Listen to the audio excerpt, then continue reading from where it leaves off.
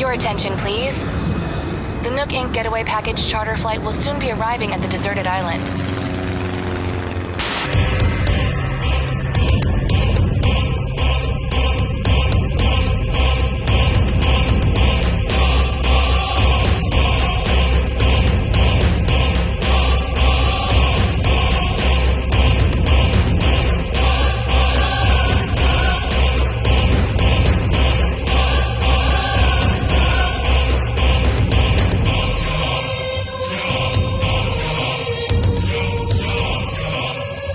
Welcome back to Vox Popcast, the weekly pseudo-academic pop culture analysis roundtable with drinking and swearing. My name is Christopher Maverick, but you can call me Mav, and I am once again here with my co-hosts, Hannah and Katya. How's it going, guys?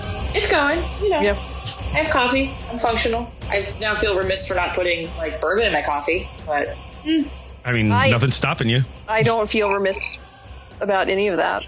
I had to go in the other room, though. Does that mean you do have bourbon in your coffee cup? cup? Listening in the future, we are recording at 10 o'clock in the morning, which we rarely do and usually try to avoid.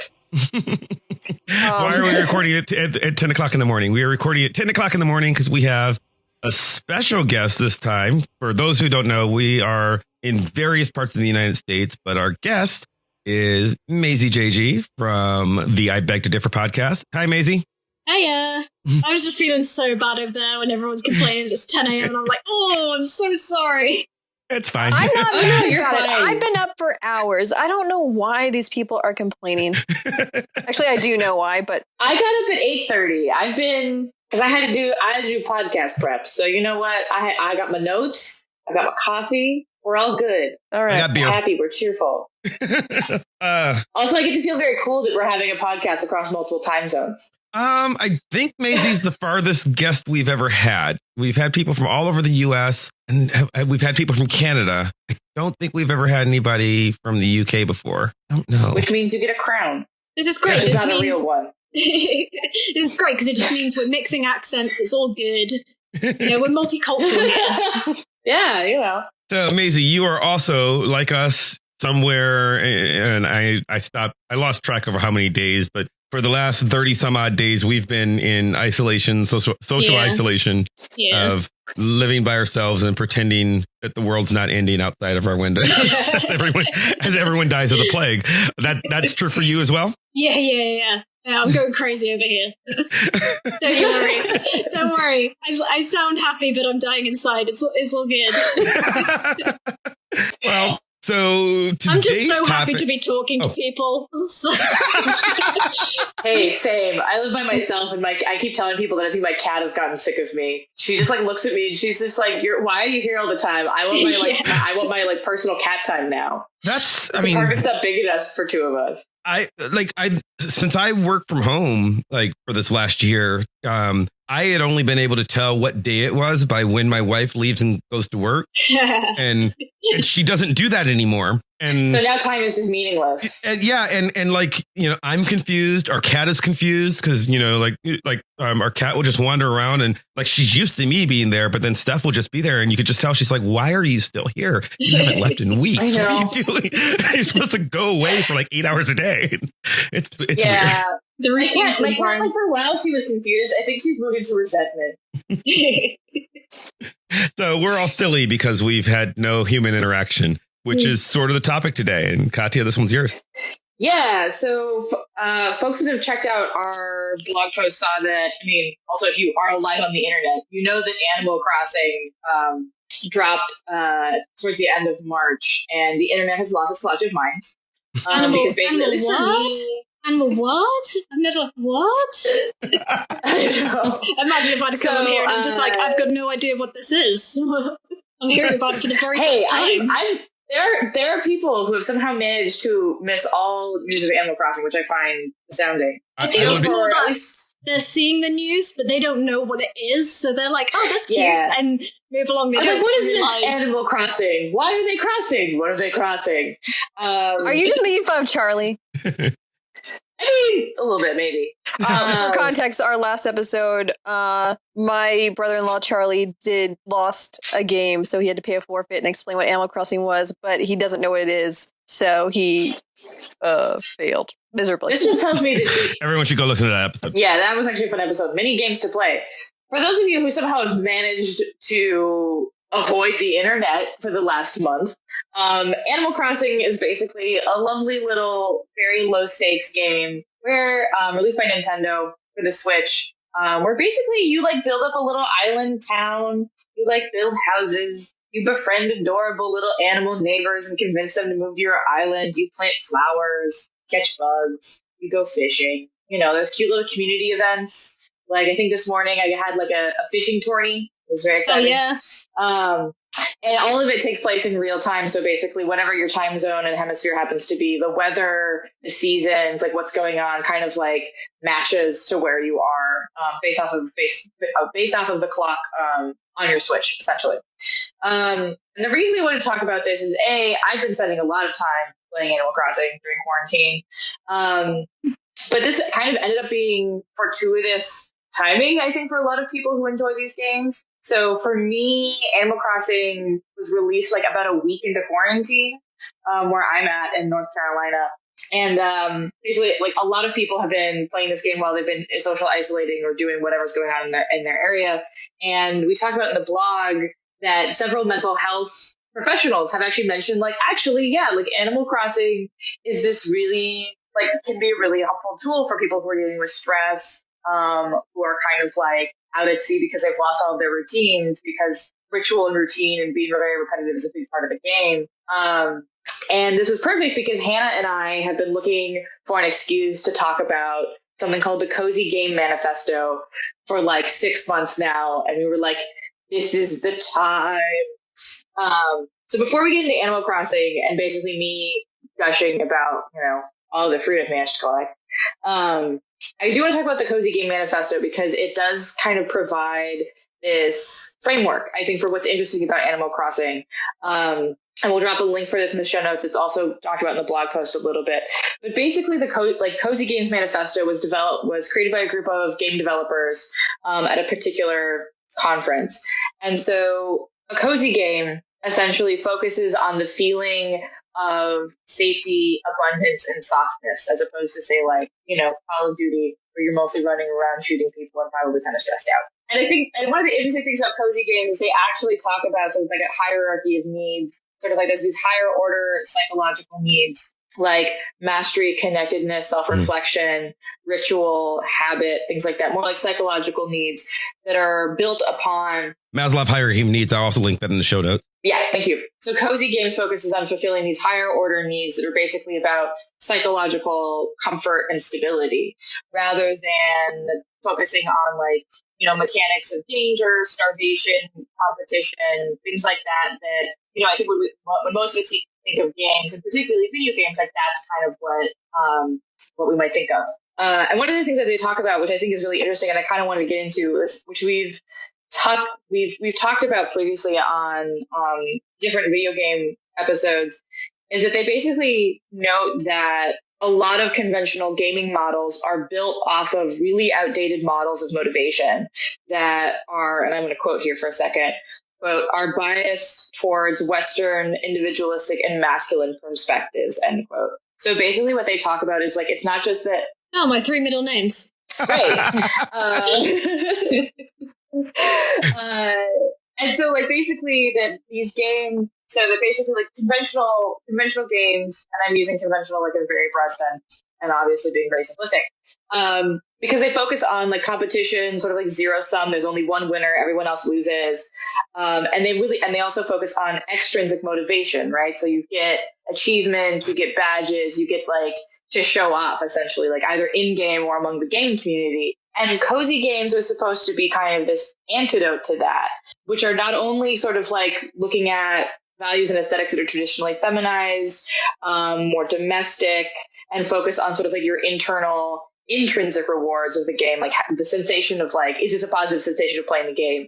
Does like shaking the tree to get the fruit in Animal Crossing, like, is that in and of itself a pleasing act rather than like, I need to get points for everything that I do? So basically, we want to talk about Animal Crossing and cozy games because I think cozy games is a really great language to talk about like why Animal Crossing is basically so comforting and kind of like has like had its moment at this time, along with other games. Like I know there's been a huge uptick in people playing The Sims and a few other sort of like less competitive, less sort of like the non-cozy games, if you will, as a way of basically dealing with this time. And I think especially the idea that this is in some way in competition or in stark contrast with how we typically have thought about video games and other kinds of games that are so focused on competition and winning and all these other things, because it's much more about like removing, I think cozy games for me, like the main central thing about it is like removing any kind of in-game stressors, which is why it's so nice to play Animal Crossing right now, because it's like we're all stressed out about what's going on around us. So it's like it's nice to play a game that's like escapism personified. It's wholesome. That's how I always describe it to people. It's really wholesome. Yeah, it's totally wholesome. Oh, but I will put a disclaimer in there because right at the beginning you said that it's full of cute characters. Disclaimer: they are not all cute. Okay, that's true. Because I have just had this mouse move into my village who is dressed like a hooker, and I don't know what she's doing there. I didn't invite her. Rude. Yeah, I'm a little annoyed by like. There's only one hooker allowed in my town. I have like a dude that's like actually also a mouse. Interestingly, who's just really obsessed with cheese and is kind of pretentious. Ugh. And like seems kind of judgy. That sounds like I don't know. I might eventually like try and like edge him out of town. I don't know about him. My favorite one though. Wait! Don't just walk past that. You're gonna edge him out of town in your cozy game. You're like trying to gentrify your neighborhood and just like get rid of the element that you don't approve of. It sounds like reverse gentrification to me. Yeah, Mouse Man is the gentrifier. He literally came in and is like, we need to make this a fancy place. I'm like, no, I like my island that's kind of run down and like homey with like flowers and like weeds everywhere. Screw you, fancy cheese man that wants to make a movie studio. Anyway, so not gentrification. You're just prejudicially excluding someone of a different social class. Yeah, because he's pretentious and annoying. Gotcha. Okay, sure. Well, this is my whole thing. It's like Animal Crossing is a cozy game, but is it all? It's not because he's a mouse. If that's what you're implying, there's no mouse racists here. Hey, I have some other great mouse friends in this game. Oh my God, mouse friend. She's friends with boys of mice. She can bring them up. Like, don't even try it. But I think that's one of the other things, actually, I didn't realize you could actually, and I haven't actually done it yet, but you can actually get rid of villagers that move into your island. Well, one of my villagers was like, hey, I'm going to leave. And I was like, and he was like, what do you think? And I was like, go for it. You're not even one of the ones I like. Yeah, I've not done that. Yeah, I haven't had that happen yet. How does that even happen? Like, what do you do? Is it just you ignore them? I don't know. It's super random, but I think it just like, it's one of those like random events that sometimes happen. And my guy was, I think he's called Sherb, and he was like a green goat man, I think. I don't know. I had to build his house for him. And he was like, yeah, I might leave. And I was like, do it. I dare you. There's only one that I need to hold on to. I have a little towns dude person. I don't know if it's, I actually don't know its gender. It's Chester. Chester the panda is great. Because Chester is like the most derpy. He's just basically wandering around like singing stuff and like asking me weird questions about fish. He's golden and beautiful. So for full disclosure, I started playing this game, 3 days ago. Much like every time we do a video game episode where Katya proposes something and then I go, huh? And then I have to go out and get the game. and because boys don't know how video games work, as I have maintained before. And so I learned it, and I've not had anybody leave yet because I've only got like 4 animal friends or something. Because there's a difference between the new Horizons and Pocket Camp, which is what I've been playing right now because I don't have a Nintendo Switch, and everybody. Me neither. Everybody knows. And they're like really expensive right now. Mav and Hannah have been playing Pocket Camp, which is a iOS version, like adaptation of Animal Crossing. I don't think you can do so. It's a little bit different. It's focused on you're like maintaining a campsite, and you can invite villagers to hang out your campsite. I think you can kick them out because there's like a cap on how many you can have at your campsite at one time. But I don't know if they like leave on their own in Pocket. Okay. Pocket Camp. In like New Horizons, you're basically like in New Horizons, you basically arrive at an uninhabited island, which also there's this whole like weird environmental thing I had questions about, which is like a thing. But you basically arrive at an uninhabited island, and along with 2 other villagers and Tom Nook. Tom Nook is sort of like one of the central figures of the Animal Crossing franchise. He is a store owner who's now basically created this like weird settlement program tourism business. It's kind of unclear like what exactly it is, but basically he's relocating people to these islands and building these little like essentially colonies on these islands. He's a tyrant, is what he is. Right. Yeah. And then he's basically, as in every Animal Crossing game, Tom Nook is basically constantly getting you into cycles of debt. So you show up and like you basically are given immediately a mortgage. And like one of the major mechanics of the game is you having to constantly go on and pay off this like increasing mortgage as your house expands and whatever.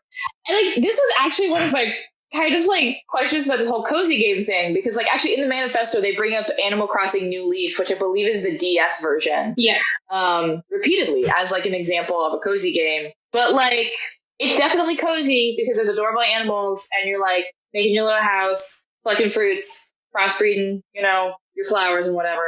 But there is this whole like weird like capitalist like thing about like acquiring more furniture and more crap to shove in your house, even though all of it's totally useless. Yeah. Mismatches.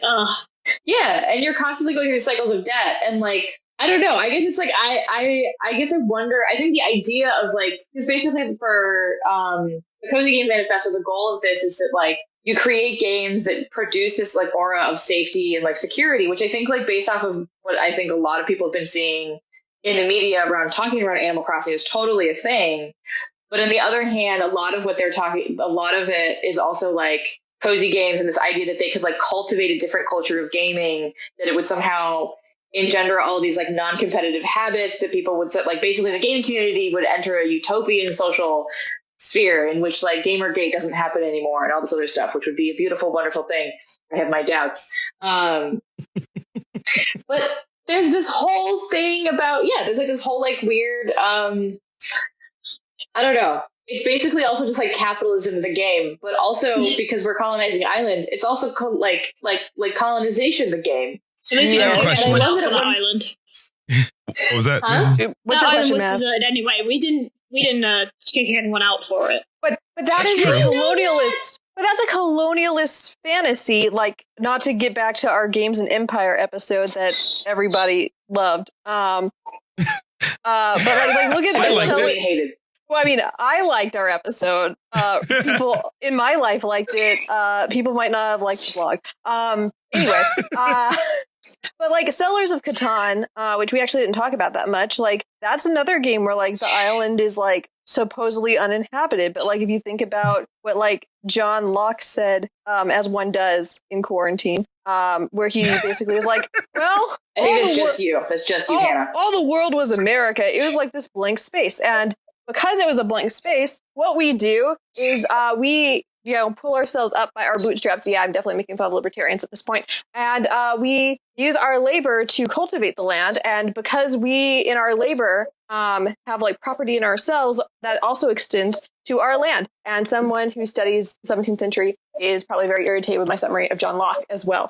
So like that, he tells this story. But if you think for a second, you're like, wait a minute. Who was in America? Didn't we steal all that land and take it? I have a question. Ourselves? Yes. So in the Switch version of the game, again, dumb guy knows nothing. So in the Switch version of the game, there are animals there already, right? Like, no. Okay, because like in Pocket, what'd you call my version? Pocket Camp, like Pocket Camp. Yeah, there are animals that are on other islands, and then I sort of invite, or islands or camps, and I invite them back to mine, I guess, and they just kind of show up, but like they're sentient, so they appear to exist in the wild, they exist out in the world. They're not like coming from afar, right? Okay, I think I know where the confusion is here. Yeah. Okay. So help me. you need to stop saying the word island, because that is not your game that you're playing. Okay. I think that's where you're getting confused. You're not on they an look island. like islands they're not. Yeah, that's a complicated thing. So in Pocket Camp, they are represented in your map as islands, but they're actually supposed to be like camps. Oh, in the same really forest? Weird. I mean, part of it is also like Pocket Camp, I believe, was like made to basically be like an advertising release to build up to New Horizons.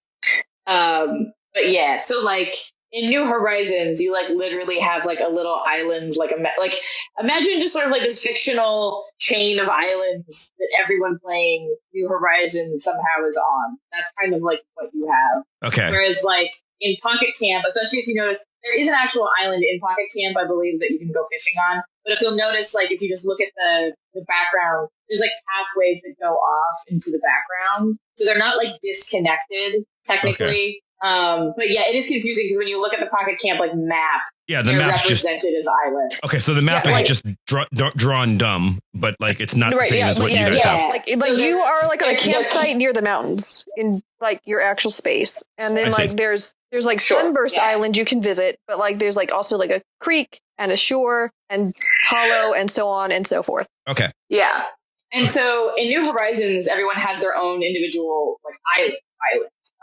And you can visit there's a little airport because you suddenly get even though you have like a completely like undeveloped island, you start off with an airport after your first day, which I find really funny. And it's run by dodos, which is great. They're some of my favorites. But you can visit other people's islands if you have friends through the Nintendo network. And you can also visit other uninhabited islands by using basically these tickets you get through playing the game. Okay. But is your purpose on the actual island the same as my purpose on the camp, which is because you were talking about, the capitalism aspect of it. So basically I just, I earn stuff to trade and then I buy/build cool shit for my island. Is that how it works? Like that's how camps work. Essentially.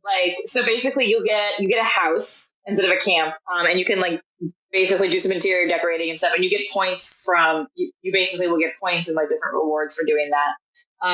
But you're also kind of in charge of like, in this particular one, you're kind of in charge of like building up the infrastructure on the island. So you place bridges, you decide where like other villagers' houses go. And that's new. That's not part of, at least not the Animal Crossing games I've played.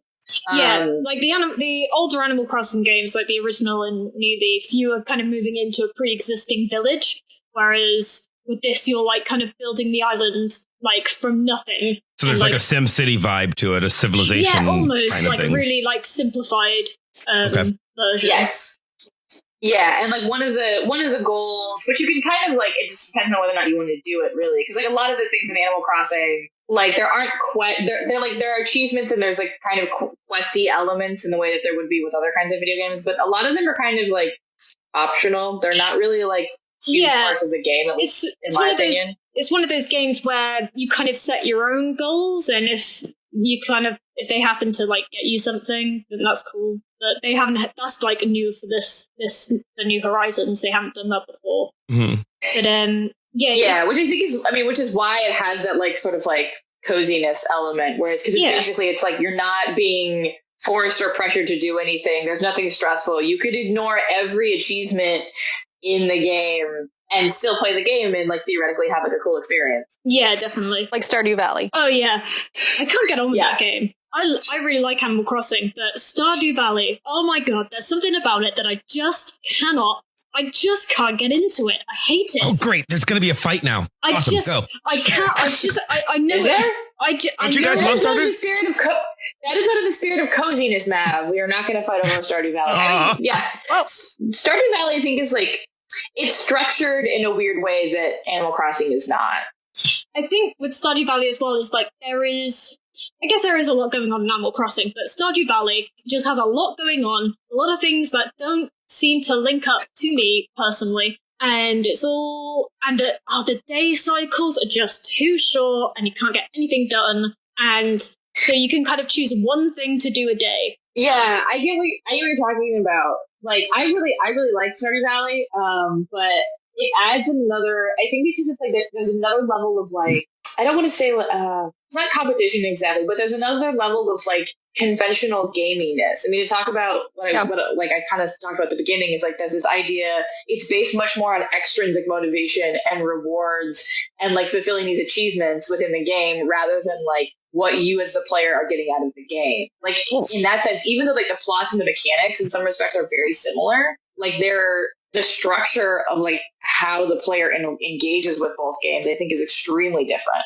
Well, that is actually like your critiques of Stardew Valley. Actually, if you were to like, if everyone were to go and read like the whole manifesto, like when they like get down to like breaking down like what is or is not cozy, I kind of wonder like if it's possible to have a wholly cozy game, because like yes, the Cozy Games Manifesto talks about like avoiding competition, like having a certain like soft aesthetic sometimes related to the cute or romantic, but not always, that, you know, gives you a good environment. It talks about like, you know, the changing of the seasons, but if the seasons are too short, then like the like smooth transitions that coziness is supposed to like reflect. I got really deep into this. Like they're not there. It's a long manifesto for people who are ready. It is. And like, I mean, of course you can have cozy elements in a game, but like I was thinking about games that I go to when I'm stressed out, and of course Stardew Valley, Animal Crossing, Harvest Moon. I feel like you can like see a pattern here. Slime Rancher, which I know Katya is also a fan of. And like all those things are cute. They're cute. Like, I mean, Slime Rancher, for those of you who do not know and should therefore know, is a game where you play a character, Beatrix LeBeau. Like LeBeau, it's LeBeau, right? It's been a second. I believe so, yeah. And you are on a space farm and you harvest, like you catch cute little slimes and you raise them. But then like they're like kitty slimes and like firefly slimes and like lake slimes that are super shy, so you can't store too many in the same like little slime pod. But like they're all adorable, by the way. Yes, they're adorable. And I highly adorable endorse that you play this game. But as the Cozy Games Manifesto tells us, things that are cute can also be dangerous. And we talked a little bit about that in our episode on cuteness, which everyone should listen to. Talk about the aesthetic cute. So like, you know, like slimes that like have crystals on them can attack you, and radioactive slime can make you sick. And then like once you have all the slime, it's like, how do I care for all these slime and explore new places and do all these things? And suddenly I'm not cozy. Suddenly I'm stressed out taking care of all the slime and making sure they have enough chicken. So like it's a hard life. And like, you know, you're edging out your mouse friends that you don't like in Animal Crossing. And like there's stressing me out. Yeah, wait, exactly. You're being stressed out. And then like in Harvest Moon and Stardew Valley in particular, there's a plot line where you like give people stuff to get them to marry you. And that's just like a relationship underlined by the gift economy, if I ever heard of it, as we talked about in our Farm Games episode. Apparently, I'm just going to list all of our episodes today. So like, I mean, and then like there's, you know, like, which I did not know this game existed until I read the Cozy Manifesto. There is a whole Wii U game where Yoshi's just made of yarn, but it's still like a Yoshi game. Yeah. So like there's pressure. So like even though it's cute, you got to do stuff. And like the Jane Austen games that I like to talk about so much, like people like look to Jane Austen for comfort and like, you know, imagine tea parties and like marrying Mr. Darcy and like attracting men and stuff. But you know, oh yeah, I get that all the time over here. Oh, you played it? No, I'm just talking about England. Oh, like it's really freaking stressful to like trying to like if you're playing Marry Mr. Darcy, where you have to accumulate certain types of characters to attract men, is really freaking stressful. Also, who wants to marry Mr. Collins? Marriage is actually really stressful. Who wants to be a part of that? And also, do you want to be, not my words, the game's words, an old maid where you take care of a like grumpy cousin? No, you don't want to do that. It's like, it's not cozy. It just looks cozy and it tricks you. Anyway, God, you've just introduced me to a whole new genre that I didn't even know existed. I studied the 19th century. So many things. So I have a lot of Jane Austen games in my house. In fact, I had to read one Jane Austen for my English A-level. Persuasion? That's Jane Austen, right? Yeah, Persuasion. Fucking sucks. Yeah, I hate that. I mean, I wrote an entire like journal article for it. I hate that novel. It's terrible. Oh, it sucks, doesn't it? Oh. Also, I had a man ask me at a conference, don't you feel that it was like Anne made a terrible choice and she was punished for rejecting him? And I was like, no, actually, I think that he fucking sucks. Except I said it a lot more professionally and with more Kant to be an asshole. Always with more Kant. Well, you want to be an asshole, start talking about Kant. I mean, there we are. There's a t-shirt. Okay, so to jump quickly back onto what you were saying before, God, I feel like I'm getting an education as well as getting to guest on your show. That's great. That's the show! Yes, it's working! So, you talk about games that kind of start off really comforting and cozy, and then they sort of, as they build, they slowly like lull you into this false sense of security, so then they get you with the stress. So a game that is similar that this happened to me. Have you guys heard of or played Absu at all? I know of it. Tell us more. It's basically you get to just swim around underwater. It's exploration. You don't have to worry about like breathing or anything like that. It's just swimming around, having a good time, looking at fish, whatever. So this is what I'm doing. I'm swimming around, looking at fish, having a great time, whatever. And then suddenly there's this bit where there's these underwater mines, which has never happened in the game at all. And suddenly I'm having to swim through these mines. I hate that part. Like, and there's a shark. And there's an evil fucking shark that terrified the living hell out of me. Yeah, and you don't, like it wasn't too bad about the shark. I can't really remember, but I remember these mines so vividly because I was like, this is not the game I signed up for. This is not the game I signed up for. No one told me this was going to happen. And I literally, and I am not good at games. Let me put that out there. I'm not good at gaming. I'm there for the story. You know, some people watch porn for the story. I play games for the story. And so I was swimming through these mines and just letting them destroy me because you don't take any damage, I don't think. So I'm just letting them like hit me and they're just going off and it's very stressful. And I didn't sign up for that and that's not fair. Well, one of the things that I think both Hannah and Maisie you're talking about is like, and this is one of my questions reading the Coziness Manifesto, because it's like if you remove all competition, all sort of like conflict, and they don't specifically say like that like coziness is about removing conflict, but a lot of the elements seem to me to be in conflict with the idea of conflict. Like, can you have a game anymore? Yeah, because the whole idea. That's kind of what I was wondering too. Right, because they even like mention like one of the like higher level needs that they talk about in Maslow's hierarchy of needs is the idea of mastery, and it's like mastery isn't like you only achieve mastery when you're improving a skill, and in games that often happens in a way like that doesn't necessarily escalate to stress, but like there's tension, there's conflict. Yeah, right, exactly. And so I think like Hannah, you mentioned earlier, it's like, can you have a fully cozy game? Like, I don't think you can. No, definitely and not. I think that's why like but you can have a cozy game. Yeah, I think it's all like everything. It's on a spectrum. Yeah, because one of the things to me, one of the things that was interesting about the manifesto, and I reread it again last night after having read it when Katya first proposed this a couple months back.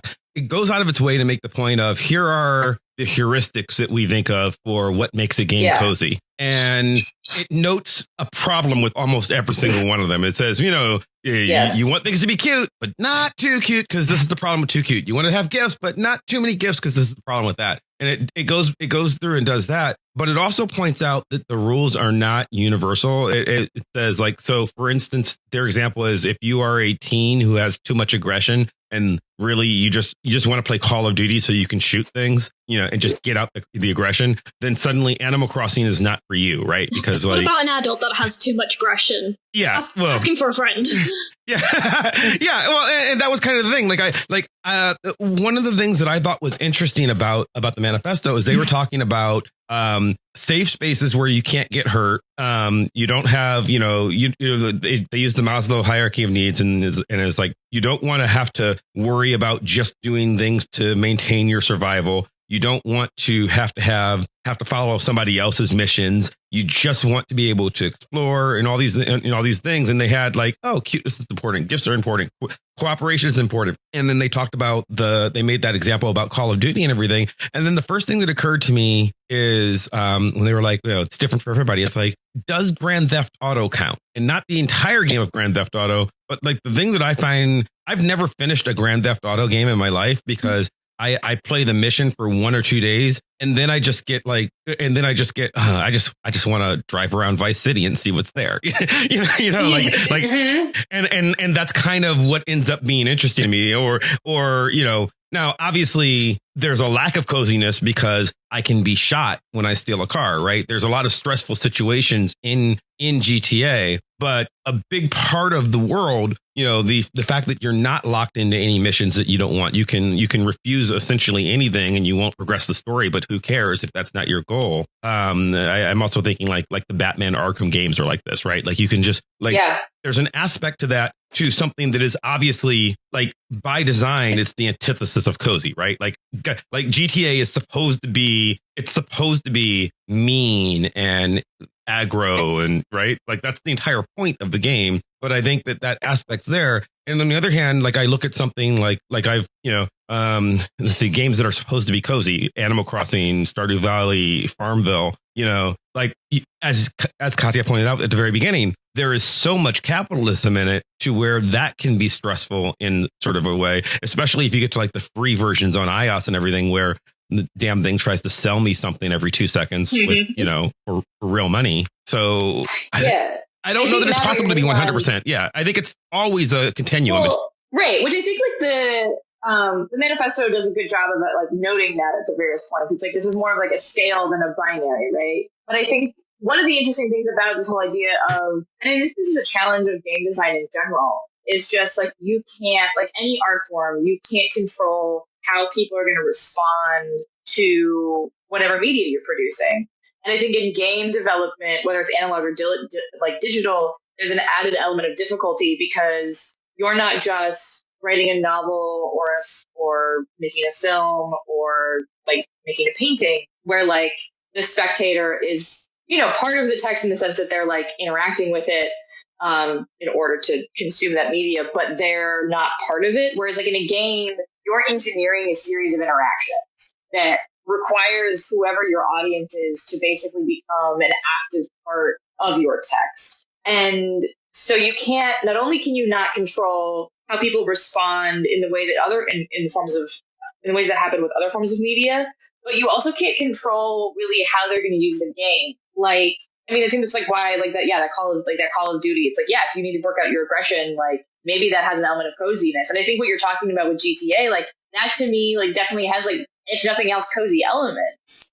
And I noted briefly, like in the blog post, is like The Sims, I think, is famous kind of for this like aspect, because like The Sims is a game that if you look at how it was like originally made, is kind of about like, it's almost like a digital dollhouse, essentially. It's like, it's about like taking care of your Sims and guiding them through their lives. But then there's also people that like. I thought the entire point of The Sims was. I thought the entire point of The Sims is just what can I do to make them eventually fuck. That's like all I've ever done every time I played it. Yeah, this is like, why my parents wouldn't let me play The Sims. Right, and I think it's interesting in The Sims 4 they actually made it much more difficult to like kill off your Sims, which I'm assuming they were trying to maybe reclaim some element of coziness. But there's still like, if you go on YouTube, there's like so many Let's Plays about let's find the most wacky and sadistic ways to kill off Sims. Yeah, see, I never wanted to.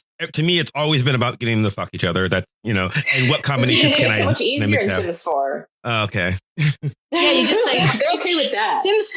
Sims 4 just made it imitate real life where you just say hi to each other and then you start boning. Like, yeah. So I should move to UK because my life's not that interesting.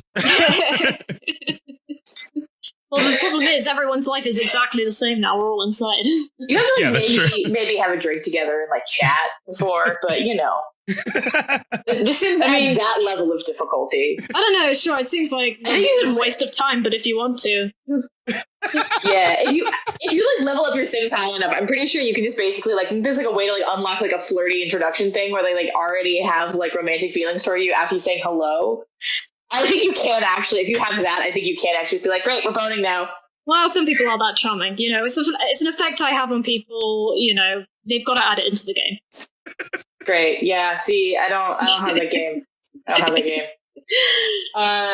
But yeah, like I think that like that. I mean, I don't know that you can say that like is that not cozy? Even like, yeah, you're like killing people, but like if some it's people find that cozy. Like, Yeah. Huh? Some people find that cozy though, like because it's not, you know, like Exactly. really killing people. It's you know, a comedy death. It's, you know, it's just it's people trying to find ways to mess with the game, and for some people, you know, using their brain in that way, they find that more comforting. So a question I'd like to pose to you guys then, if we all agree that this is all a spectrum, what to you guys then is the quintessential cozy game for you? This is why I think it's like a state, like if we really want to say what is a perfectly cozy game, it might be a state of mind, as much as I hate myself for saying that. But I mean, which is actually in the manifesto as well. Yeah. I mean, you personally. Actually, we mentioned that it's like, it depends on the Right. mentality you approach a game Yeah. with. Yeah, Because, like, I mean, personally, like,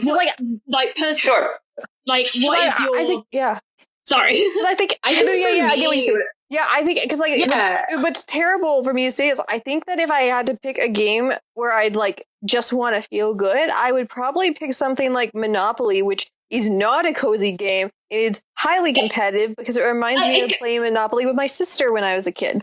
See, I usually flip the table over whenever I play Monopoly. Least cozy game.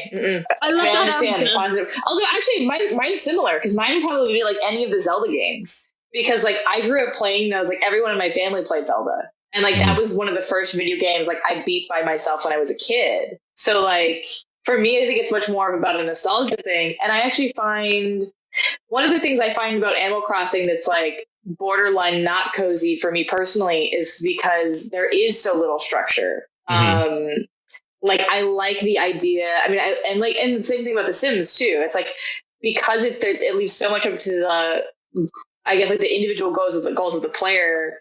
Sometimes I don't have that brain space. I want a game to just tell me like, these are the things you're going to do, go do them. And I think that for me, that structure, like it's like a balance of like, you want open world, but like, to me, it's like, I also want some kind of like system where I'm just not like wandering around in circles going like, that's a nice tree for the 10,000th time. I don't even know what they would be for me, because I go through cycles of what I start playing. Like there are probably, if I'm just trying to relax and I don't want to think, which is, you know, what usually that's the mindset I'm looking for if I'm playing one of these. There are a lot of, I mean, it varies, but games that are essentially Tetris, you know, Tetris or other jewel matching games where I can just sit down and grab my phone and then just sit there and connect dots for, you know, 10 minutes to 6 hours. Depending on how so much then it's more like I about need. like repetition. Right. It's just a focusing and drowning the world out. And then lately I've also been playing this I've been playing this golf game on my phone, and it's just like, I don't golf in real life, but there's something soothing about just kind of, you know, aiming the little ball at the hole. Well, you play a golf game on your phone. You don't play golf in real life. I mean, you're a fraud. I can't believe you've done this. I'm not proud of myself. You're disrespecting golf culture. I farm all the time in my daily life. Obviously, yeah. Hey, I make friends with at Stardew Valley. Jeez. I make friends with animals, like all the time in my life, except now it's limited to my 2 cats because I can't touch other people's animals. Which sounds like weirder than it actually is. Import your pets into Animal Crossing. Like I want my cat to be one of my neighbors. Why is this not a thing that I can do? Well, one of the things I was wondering when I was reading the manifesto, though, because you're talking about different, you know, we're doing this line of what's cozy to us. But I was thinking about, you know, I've got 2 brothers. I've got 2 brothers and a sister. My sister isn't particularly a video game person at all, probably even less so than I am. I play certain things, just like, you know, I have a PlayStation 4. I'll get a 5 eventually when they come out, and I'll play a game, you know, just because it interests me in the story. And then I won't play anything for like 6 months. If you're my friend on the PlayStation Network, I am the most boring friend ever, because like there will literally be stretches of like 3 to 6 months where I don't even turn it on. And then I'll play like all of Arkham in like a week. But like one of my brothers, my brother in the middle, he is very, very much a gamer.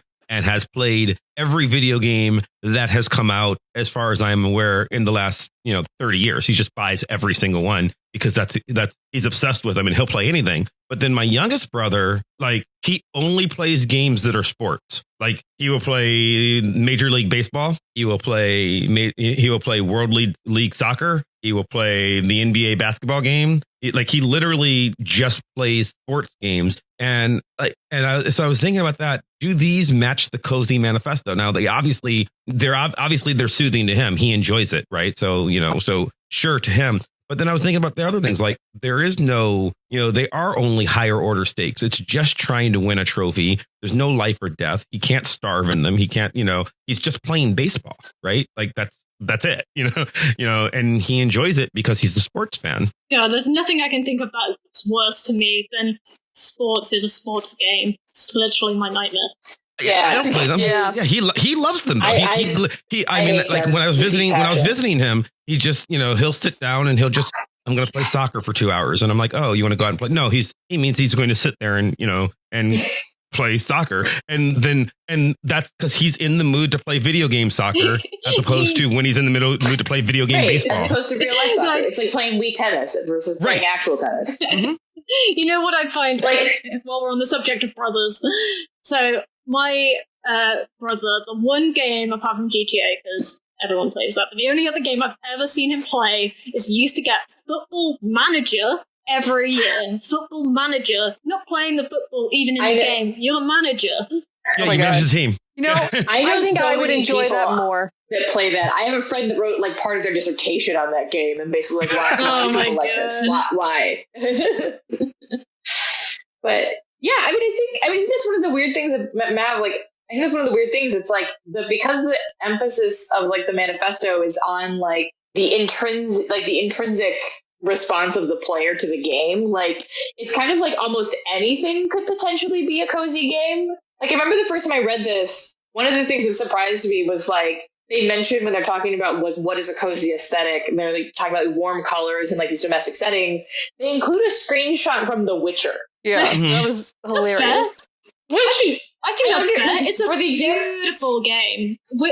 Witcher, the most recent one, The Wild Hunt, it's a beautiful game. It's so... if you're just walking around in the game, it's beautiful. And the rest of the game, beyond but if you're talking purely aesthetics... They said they chose it when they were talking about color pattern, color or whatever. Right. So they've chosen that screenshot for the aesthetic, not the plot. But I guess that's what I mean, though. Is it's if The Witcher can if The Witcher has has a cozy aesthetic sufficient to include in this game, is there a game that couldn't potentially be a cozy game?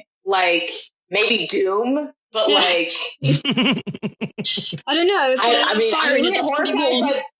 Yeah, well, that's the thing, is it's I'm a little horrified by someone who would find Doom cozy, but on the other hand, if the emphasis is on the player's response to the game, and a lot of these elements are so broad, it's because I think one of the goals of the manifesto is obviously to bring about more of a conversation about cozy games, and they talk about wanting to change gaming culture, and it's well, a lot of these games that are in other respects an antithesis of the cozy games manifesto also have cozy elements. So what is... I guess it's I'm not really sure what the actual goal is. I have a question about that, actually. Yeah.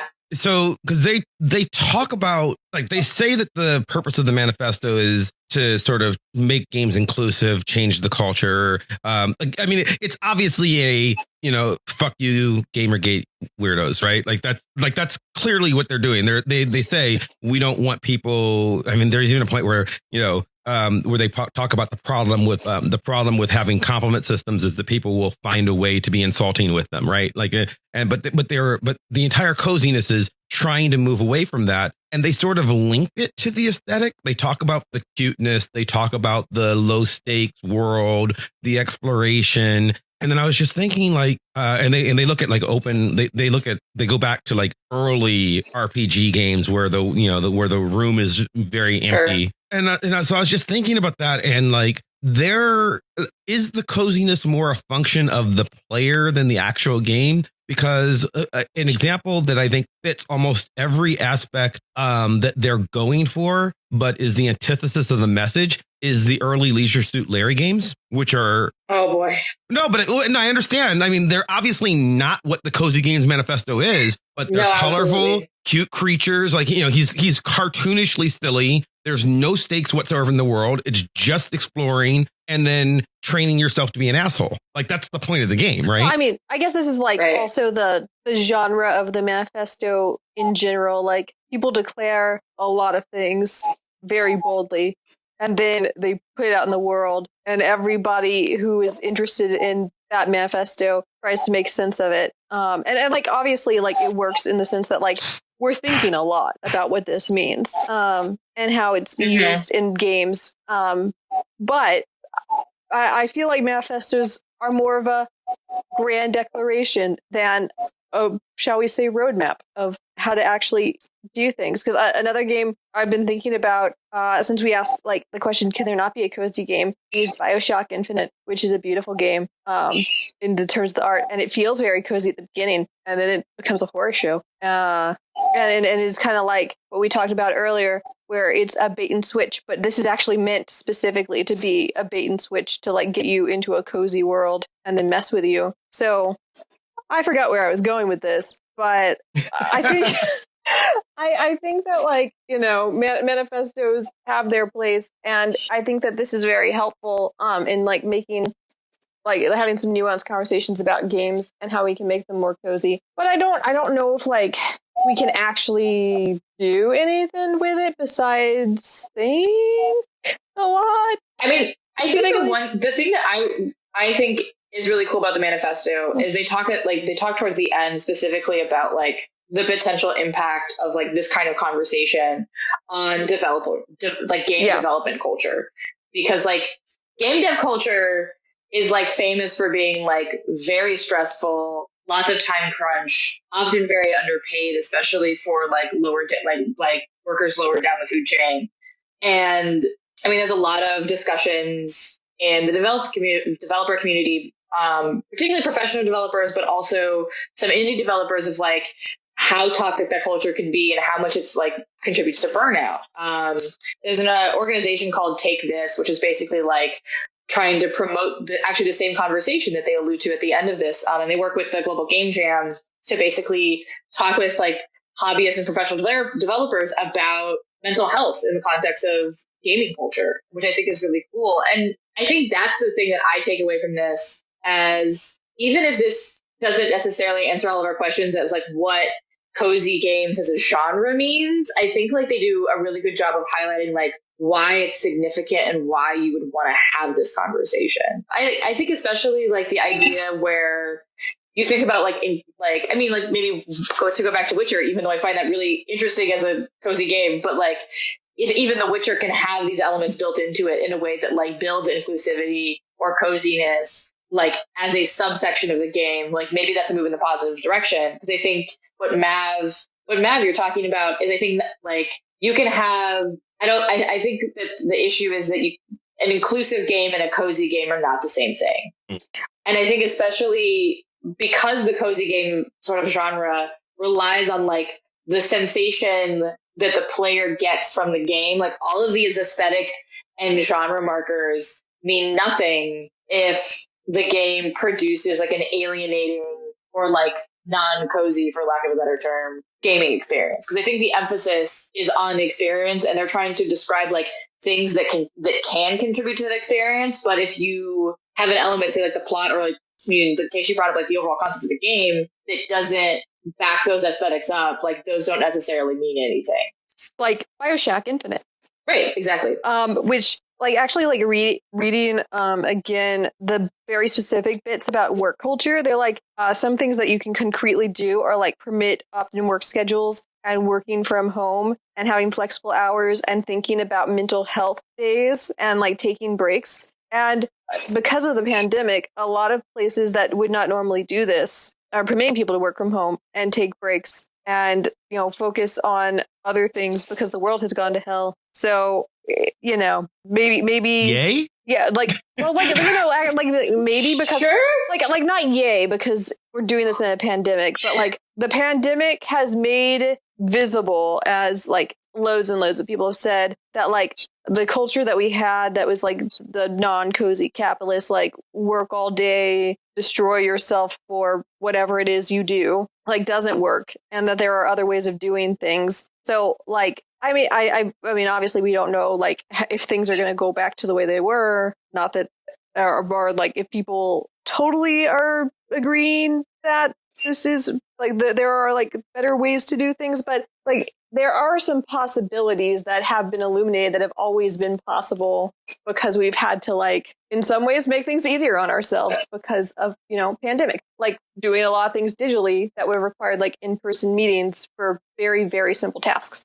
And it is interesting, like a lot of those articles talk about like basically like everything that like the systems that are being exposed are basically like, this is what happens when you have like this is a capitalist society. And I mean, at the end of the manifesto, they're like very specifically saying that like cozy gaming is specifically an anti-capitalist like genre that supports and promotes like comfort and care of people. Yeah, which like, you know, I've been thinking about Spirit Island, which is currently a board game, soon to not be just a board game, that we talked about on the Empire and Games episode, where you play collaboratively as spirits on an island trying to kick off colonizers and protect the native people. And we will more like one day more talk about this in more detail, but that like is not what I would think of as a cozy game, but does like include like a spirit of collaboration and like some very like anti-capitalist and anti-imperialist messages like in it. So it might not be Animal Crossing, but like the message is very different than say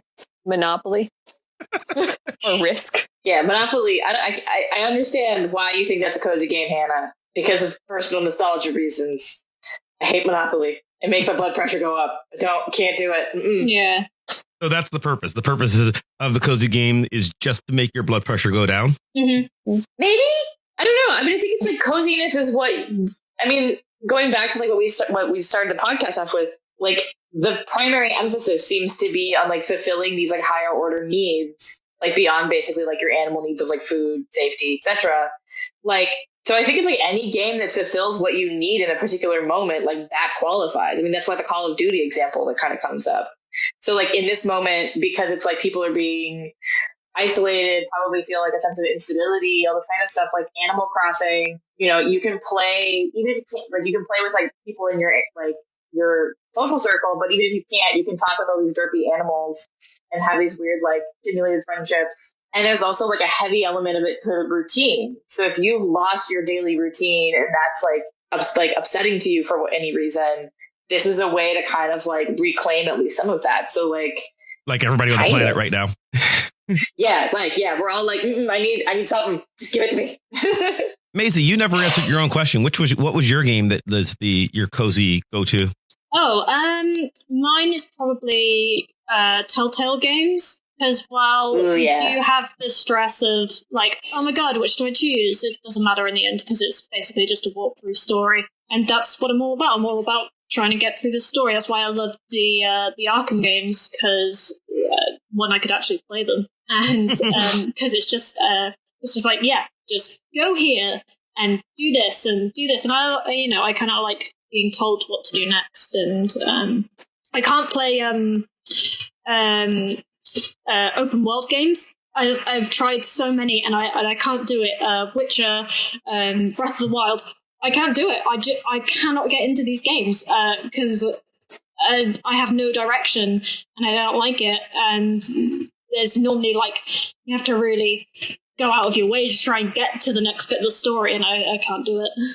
Well, that's why Witcher failed for me. I like when we did that episode where we talked about Witcher in detail. I tried to play it for. I mean, I gave myself like a week. I think, was that right, Katya? Like it was. I didn't play for a long time leading up to the episode, and it was just frustrating for me. But I marked that up to my own incompetence at the time. Like I just didn't understand how to use it well enough. Yeah, I mean, especially with Witcher, because the adventure system is because while I haven't played the game like I tried to, but I love it just because I watched my partner play it, and the same with Fallout 4.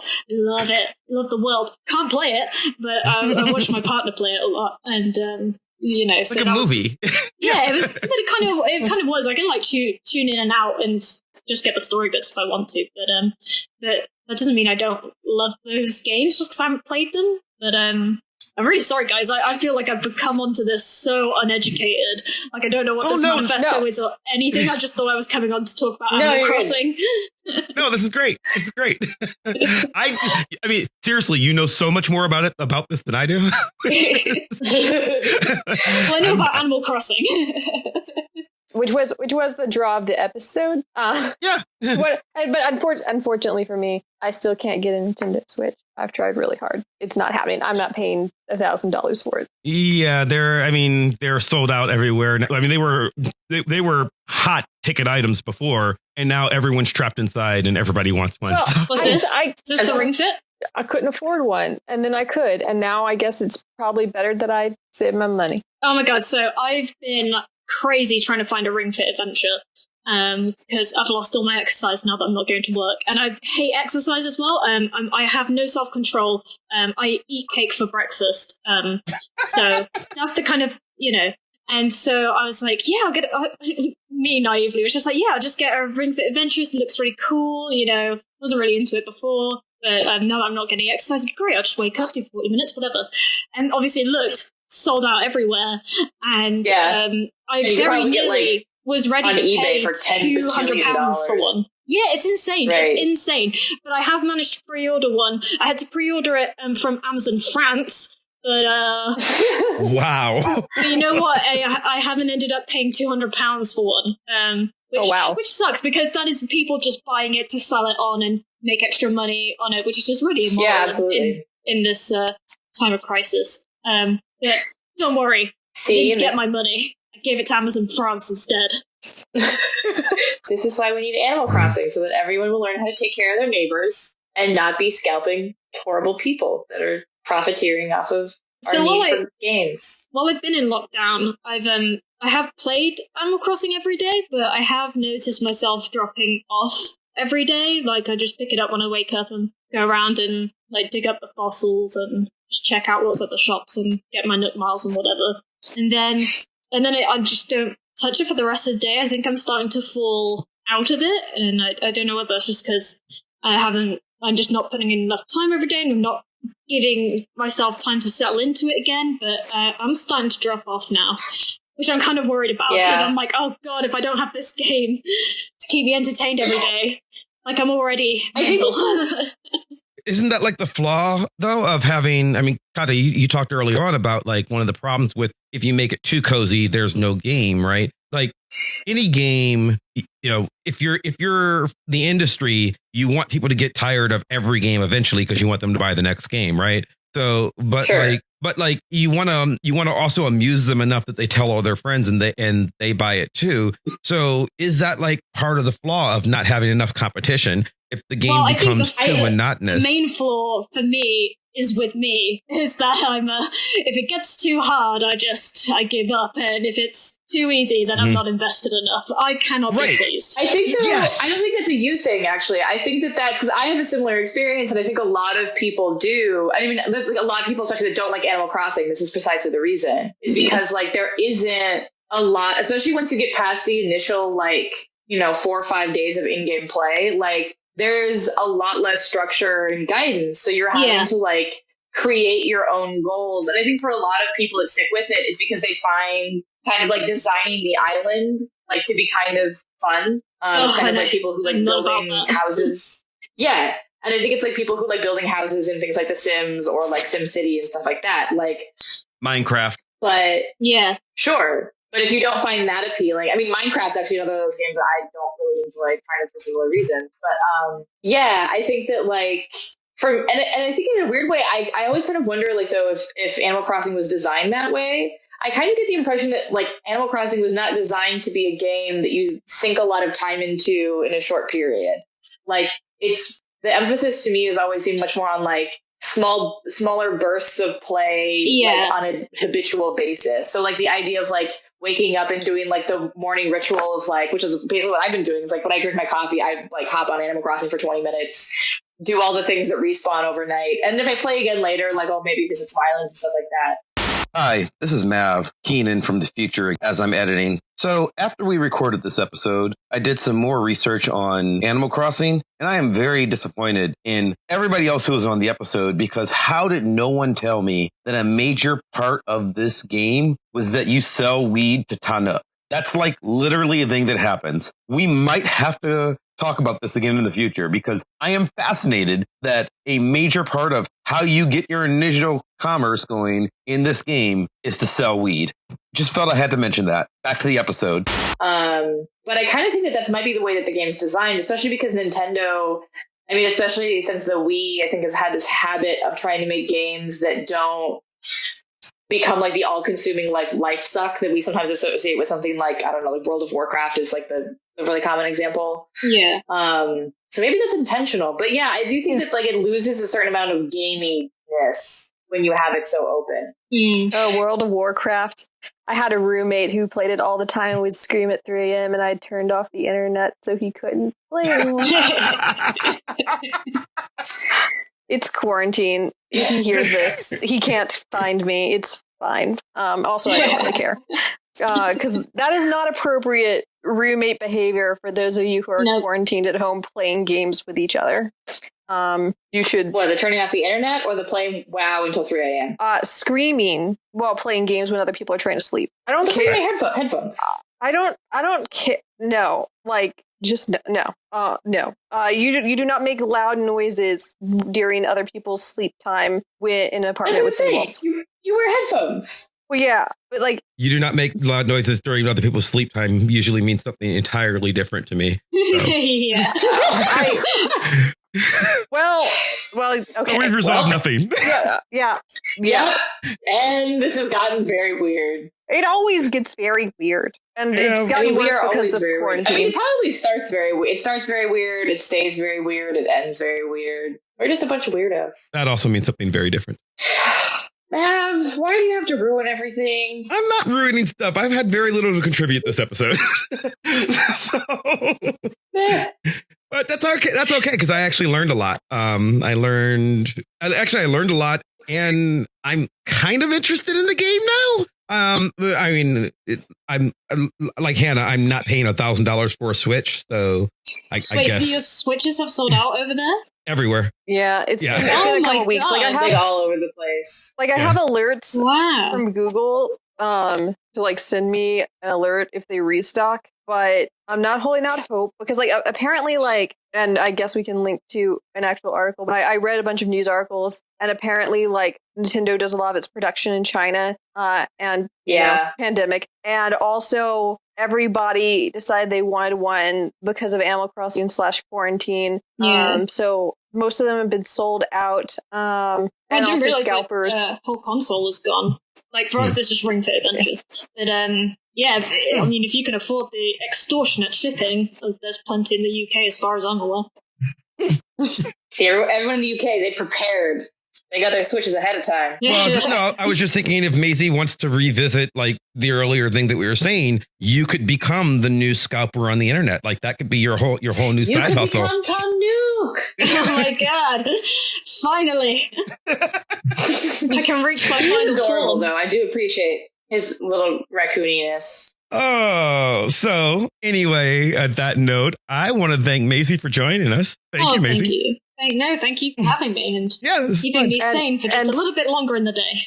So when you return from hiatus, tell everybody, what's your show about? Yeah, so we're on hiatus at the moment because my co-host John has gone and had a baby, so rude. There's plenty of episodes to go back and listen to.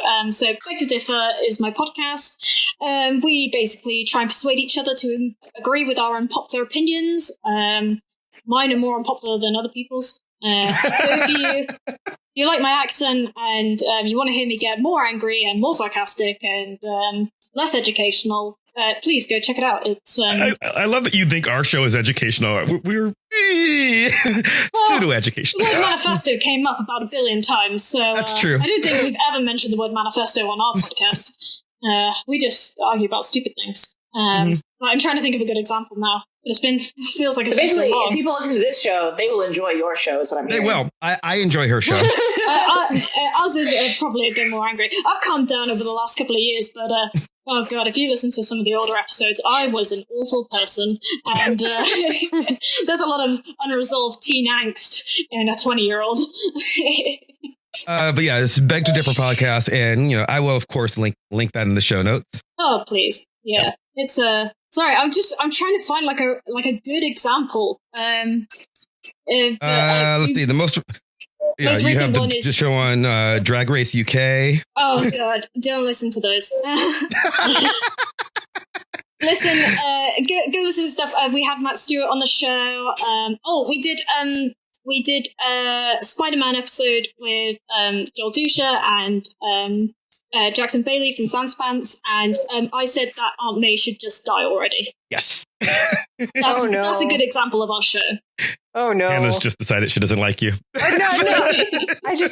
I mean, it's better than some of the plotline Spider-Man comics / the movies I did not watch have done. Palindrome Hannah, where can people find you? At my house, but also don't come see me. It's quarantine. And you can follow me on Twitter at Hanley Rogers, but I haven't been tweeting because I don't feel like it because quarantine. But I did tweet about how Josh refuses to read Far From the Man Crowd because it sounded too Kantian for him. So clearly quarantine has gotten to both of us. And Katya? You can find me, as always, on Instagram at justthatnerdkid. But it's mainly sewing, so not into that. Or cats sitting on sewing. Sometimes there's cocktails. Sometimes. There are sometimes cocktails. Lately it's been sewing masks. Yeah. It's been sewing masks, which has been a lovely, wonderful service that you, I guess, providing. Yeah. You're doing the thing. Yeah. But yeah, so if you want like some fabric porn and some like vintage fashion, that's way more fun than my Twitter account, which I don't know why people follow me. Why are you following me anyway, Mav? Well, you're my friend. I mean, that not you specifically. I know you. I think there are people who listen to this show who have followed me, and I don't understand why. I'm not interesting. You're amusing. I find you amusing.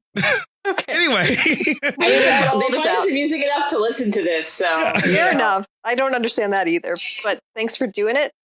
Yeah. Anyway, you can follow me on Twitter at Chris Maverick. You can follow my blog at www.chrismaverick.com, which I've actually posted to in the last couple of months. I'll try to do more. It's a weird time.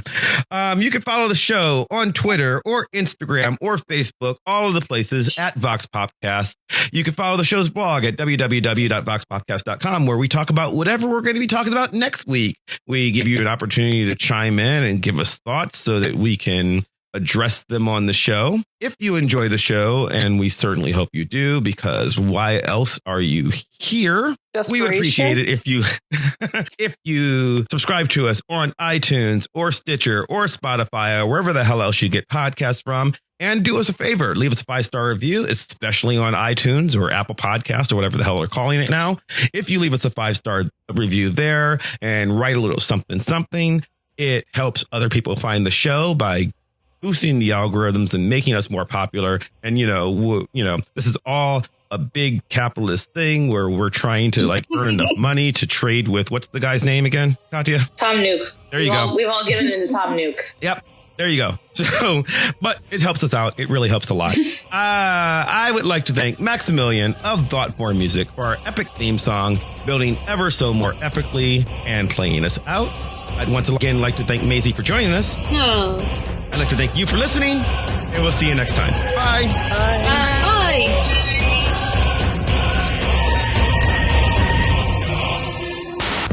Thank you for choosing the Deserted Island Getaway Package.